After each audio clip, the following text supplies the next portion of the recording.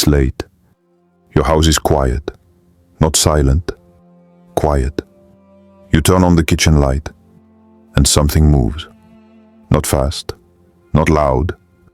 Just enough for you to notice. A cockroach. And before you say, it's normal, it's just an insect. Stop. Because this video is not about insects. This is about your house, your room, the air you sleep in at night. There are houses where angels feel comfortable. And there are houses where they don't stay long. And there are creatures that thrive where light is weak, where food is left uncovered, where remembrance is rare, and where silence replaces dhikr. Right now, across the world, New York, Cairo, Jakarta, London, infestations are increasing, even in clean homes, even in new buildings, even where people say, we don't understand why this keeps happening. But Islam teaches us something most people forget. Barakah doesn't leave suddenly. It fades quietly. Not every warning comes as thunder. Some come crawling as some people wash their floors daily, but forget what invites darkness into a home. Some people protect their doors with locks, but leave their nights unguarded. And listen carefully. This is not superstition, this is awareness.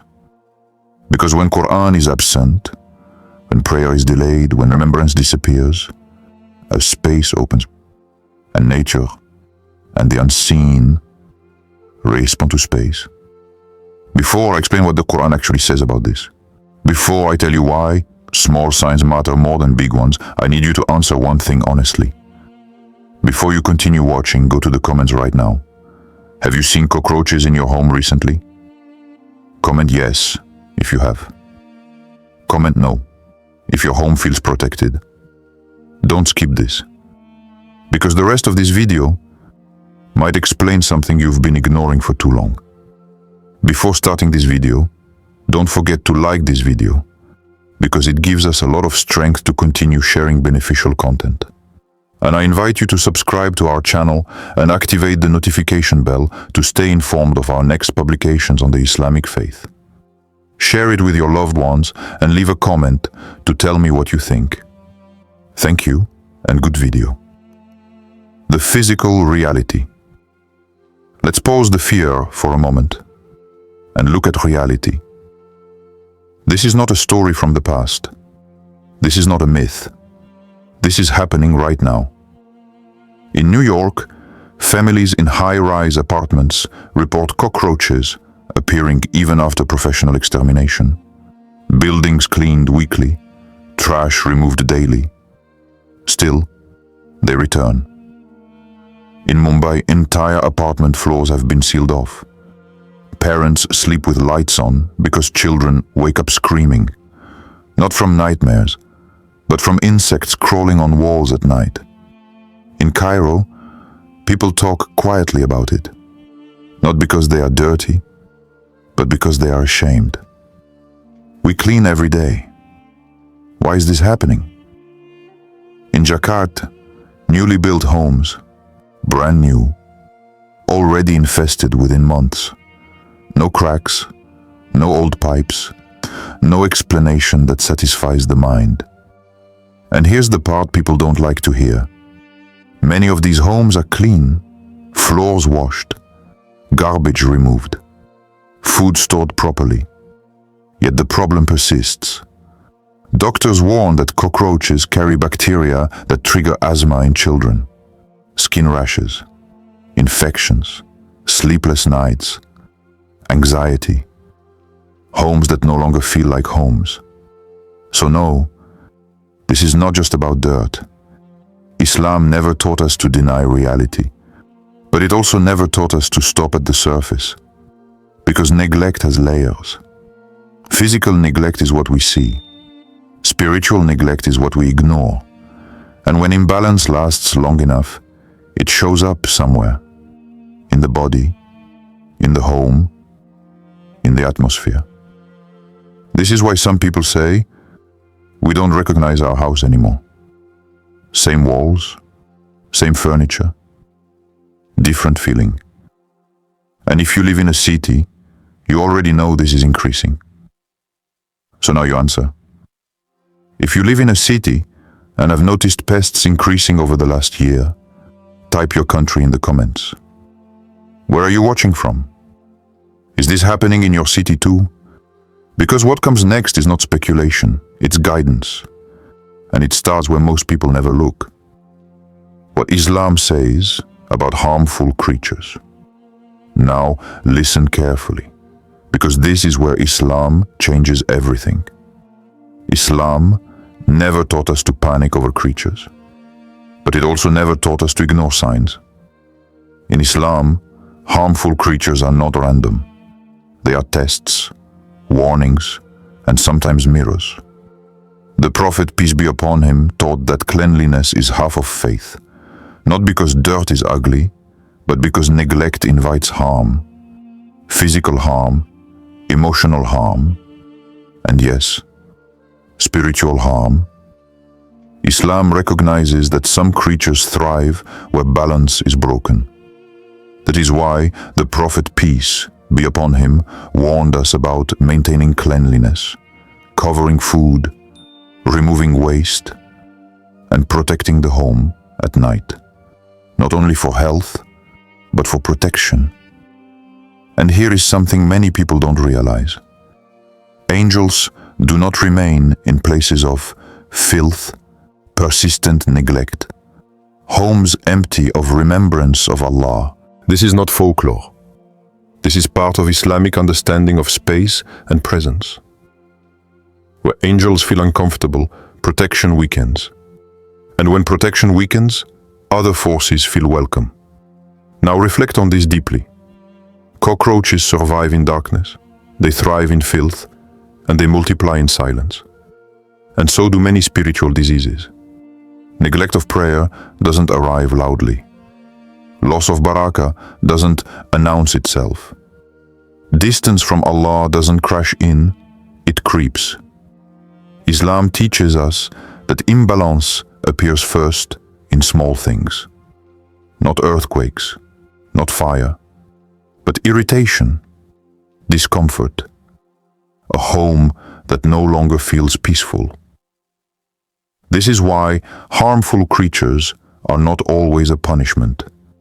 Sometimes they are a wake-up call, a reminder that something is being ignored, that worship is not only in the mosque, it is in the kitchen, the bedroom, the way we care for the space Allah placed us in. Now be honest with yourself. Have you ever thought of cleanliness as worship? If this idea is new to you, comment ibadah in the comments. Because what comes next will connect this to stories from the Qur'an, stories where Allah warned people not with destruction, but with small signs they failed to respect. Qur'anic stories and warning signs. The Qur'an teaches us something uncomfortable and powerful. Allah does not always warn with explosions. He does not always correct with collapse. Sometimes, He warns slowly. Look at Pharaoh, the most powerful man on earth. Armies, palaces, control. Allah didn't destroy him immediately. First came small creatures. Creatures no one feared. Creatures that invaded homes, food, water, daily life. Tiny signs that humiliated great power. But Pharaoh ignored them. Then look at the people of Saba. Their land was blessed. Gardens on both sides. Ease, comfort, stability. Allah didn't remove everything at once. He withdrew blessings gradually. A small crack, a slow decay, until what once felt like Jannah became loss. And Qarun, luxury so heavy, his keys needed groups of men to carry them. From the outside, success. From the inside, arrogance and rot. His wealth hid the warning, until the earth itself swallowed him. Now listen carefully to this part. The Qur'an teaches us that Shaitan avoids homes where Surah Al-Baqarah is recited. Why? Because some homes are protected by remembrance, and others, slowly, become empty. Empty spaces are never neutral. They are filled by something else. Allah does not always send destruction loudly. Sometimes He sends it quietly, crawling. Small irritations, repeated problems, a house that feels heavy without knowing why.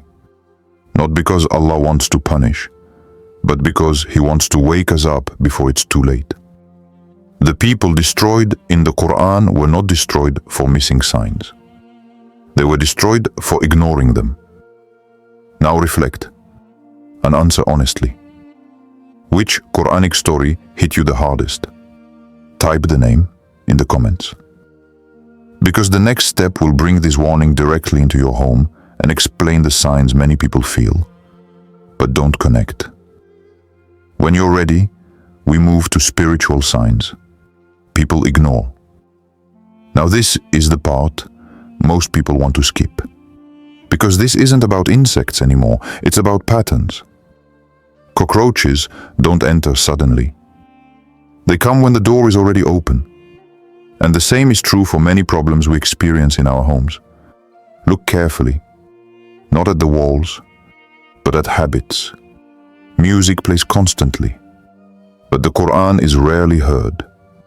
Prayer is not abandoned, but always delayed. Garbage is left overnight. Not because we are lazy, but because we'll do it later. Arguments increase. Small things cause big reactions. Peace feels fragile. And then there are the feelings people struggle to explain. Heaviness in the chest. Anxiety without a clear reason. Sleep paralysis. Restless nights. A home that feels noisy even when it's quiet. Islam teaches us that imbalance appears before collapse, not as punishment, but as warning. When remembrance becomes rare, when discipline weakens, when care becomes careless, a space opens. Not because Allah is cruel, but because Allah is merciful enough to alert us early. Most people wait for a disaster before they change. The Qur'an trains believers to respond to small signs, because small signs are easier to fix. This is why the Prophet, peace be upon him, emphasized daily acts. Cleaning, covering food, saying Bismillah, maintaining prayer, not as rituals, but as protection. And this is why some homes feel heavy, even when nothing is wrong, because something is being ignored. Now be honest, no one else needs to know. Which of these signs are happening in your home right now? You don't have to explain, you don't have to justify, just acknowledge. Because the next step is not about fear. It's about reclaiming control, balance and protection. And that starts with awareness. How to protect your home, physical plus spiritual.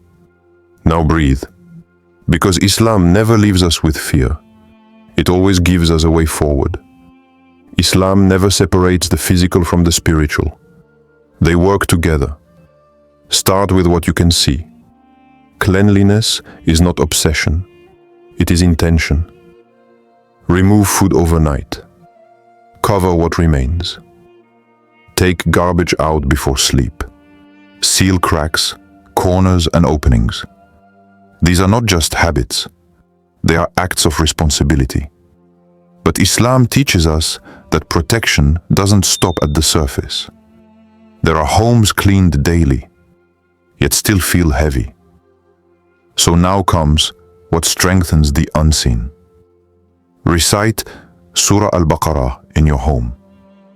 The Prophet, peace be upon him, taught that shaitan flees from a house where it is recited. Not injured, not weakened. He leaves. Fill your home with adhkar. Say Bismillah when entering, when eating, when closing doors, when turning off lights. These words don't just calm the heart. They mark territory. Be consistent with prayer, not perfect. Consistent. Because prayer anchors a home. And understand this deeply. You do not need to fight darkness aggressively. You only need to turn on the light. Light doesn't argue. Light doesn't negotiate. Light removes what cannot survive in it. This is why Islam focuses on small, daily acts. They rebuild balance. They restore peace. They return Barakah. A protected home is not a silent home. It is a remembered home. Now make a decision. Not for the comments, but for yourself. If you're going to start this tonight, type protection in the comments. Because the final step is not about your house anymore. It's about what happens when you choose awareness and how Allah responds to those who do. Emotional closing and final warning. Let this settle in your heart. If Allah wants good for a house, He fills it with light. And if that light is slowly removed, something else takes its place. Not always immediately, not always violently, sometimes quietly, slowly, unnoticed. A house doesn't lose Barakah in one night. It fades when reminders are ignored, when signs are dismissed, when later replaces now. This video was never about cockroaches.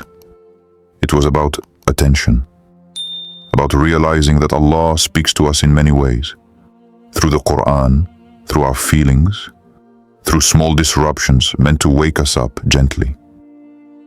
If this message reached you, it's not by accident. Someone needed to hear this. Maybe you, maybe someone you love. So don't keep it to yourself. Share this video with someone who needs protection in their home. Comment Allahu Akbar if you stayed until the end. Subscribe, not for content, but for reminders that keep light alive. Because a remembered home is a protected home. And a protected home is a mercy many people only appreciate after it's gone. May Allah fill your house with peace, your nights with calm, and your space with light that nothing harmful can remain in. Ameen.